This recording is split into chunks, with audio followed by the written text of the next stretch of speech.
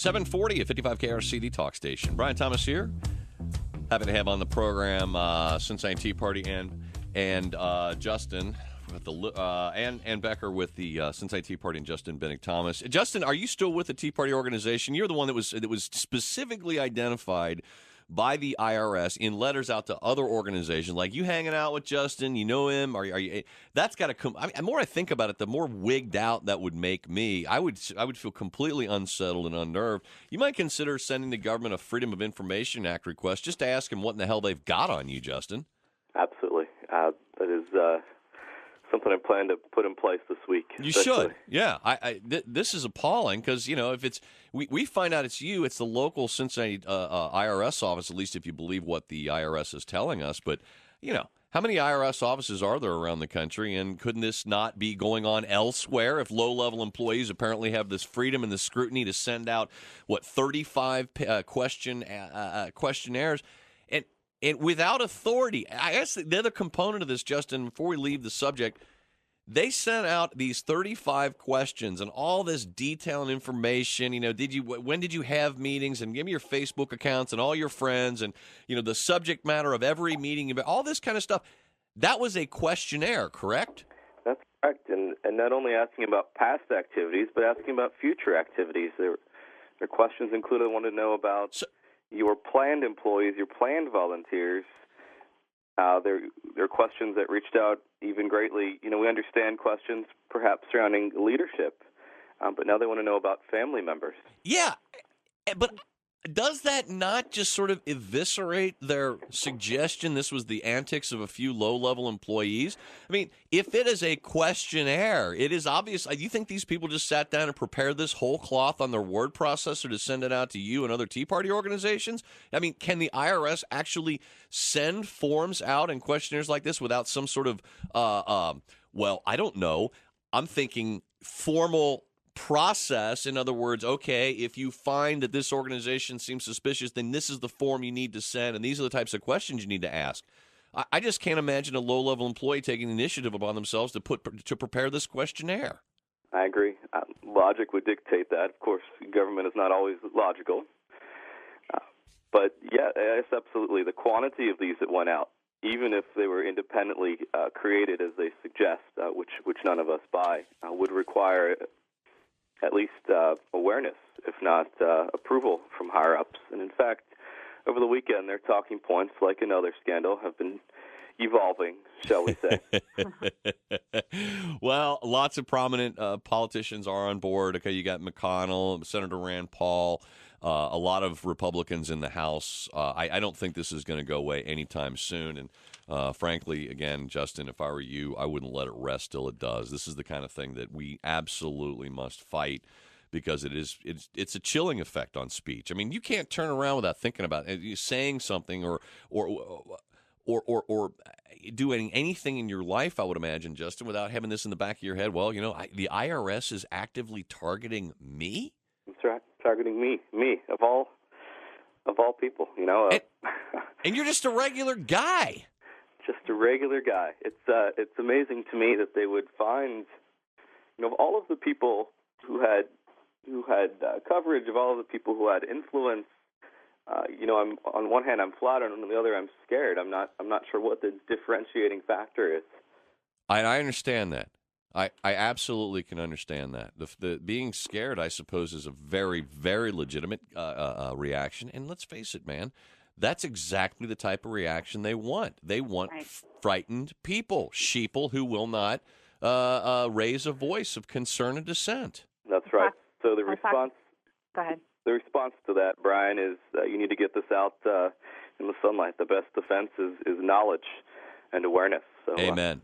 Amen. And get on a list, right? If you're on this guy, if it's this administration, you're not on a list, maybe you're just not doing enough. Yeah. All right. Well, I'll tell you what, because we've got a whole list of Tea Party events, liberty-minded events, freedom events, and the IRS really needs to know about them, Ann and Justin. Why don't we just take a break right now, and we'll do all those in the next segment. And let folks know it's also, all of them are posted on my blog page at 55krc.com. Real quick, on this subject also, Rob Ryder just sent me an email, and he points out something that kind of like I was thinking of from my days with the insurance company. These government these documents usually have form numbers on the bottom. So to the extent it was a form, that right there would show that it would transcend these low-level employees. So stick around. Liberty events coming up. First word for Kyle's Gun Shop, the source for premium personal defense ammunition. They got the best deals in town, and they do not carry cheap stuff at Kyle's Gun Shop. Only top-name brands. You got your Glocks in there, your Sig Sauers, your Knight's Armament, a whole lot more. And they're open 7 days a week. That's right, Monday through Saturday. Open doors at 10 o'clock, and they're there until 8. With new inventory arriving daily, whether it's suppressors or short-barreled rifles, they are Class 3 dealer, or if you're looking for some type of ammo, which has always been in short supply of late, call Kyle's Gun Shop. See if they've got what you're looking for in stock. 513-407-9095, 407-9095 on the web at kylesgunshop.com.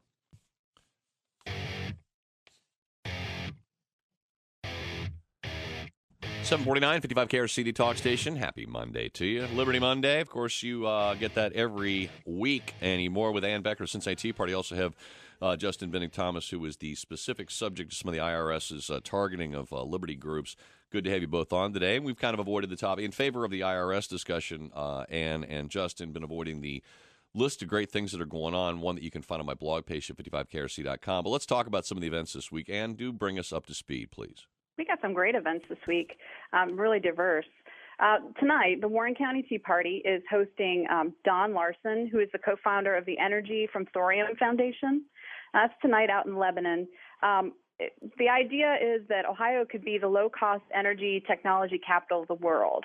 They have safe, clean nuclear energy without waste. I don't know if you've ever explored the idea of thorium energy. I've had some of my listeners bring that to my attention. It absolutely is amazing. It could be completely transformative of energy production if we'd only pursue it.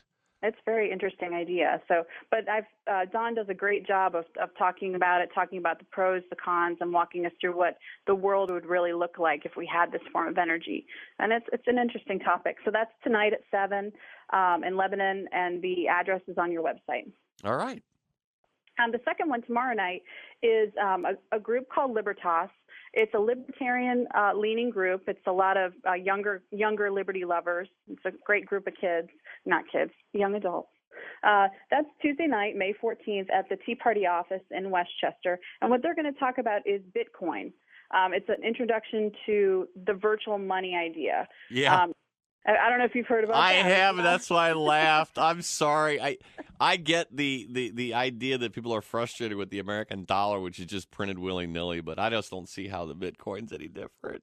It's interesting. We were talking about it, the pros, the cons, and everything. It'll be an interesting debate. They'll get deep into it. Let me just point out that at least the greenback, formerly greenback, at least has the lawful ability to be used as legal tender for all debts, public and private. So far, Bitcoin, not so much. It's a voluntary effort, and that, to me, is the biggest monkey wrench in the whole thing. But that's going to be a good discussion. It'll be an interesting one. And the last one that I have today is one I'm looking most forward to this week. There's a Liberty Leader Technology Summit on Saturday. It's an all-day event from 10 to 3. It's a free event. Lunch will be provided. It's the Voice of America up here in Westchester at the Miami University campus at Voice of America. And what we're going to learn about is how President Obama took digital campaigning to a whole nother level in 2012, and how we as freedom-friendly organizations, how we can duplicate that success. And we're going to learn a lot about that and about voter gravity, political system that we can use to go door to door and be successful as liberty groups. So that'll be a great event. Oh, that's fantastic. And listen, I have said time and time again to people's, the people that were frustrated that the Obama campaign had such a well-oiled machine in 2008 and in the last election as well. So these are things that conservatives can do, too. Just because Saul Alinsky's rules for radicals are designed for left-wingers doesn't mean you can't apply those same principles to advance liberty and freedom. That's actually one of the most exciting aspects of the future for me, because we haven't gone there yet. We haven't achieved that level of success yet with our conservative movement. And if we just steal the best ideas and apply them to our own principles, we can ride on into the sunset and really change the world. So absolutely. I'm excited. Yeah, the only downside with conservatives doing it versus the liberals is, the conservatives are usually employed, and so they don't have as many hours in the day to actually dedicate toward politicking. That's true. Yeah, Yeah. but if we do it these shortcut methods, I mean, using the internet, using the things that they did in the Obama campaign with Facebook and with YouTube and all these ads online was just amazing. We can do that too. We just have to learn how. So We can. It can Saturday be we'll learn. done. Techno savvy we need to be, and of course, continue to spread the word and get yourself out there and keep yourself known and raise your big flag over your head and just for no other reason, so the IRS can find you. And Justin, great having you both on the program. Keep up the good work. Justin, I'm hoping to have you on the program again down the road once we get a little more insight and clarity into the IRS's activities and shenanigans.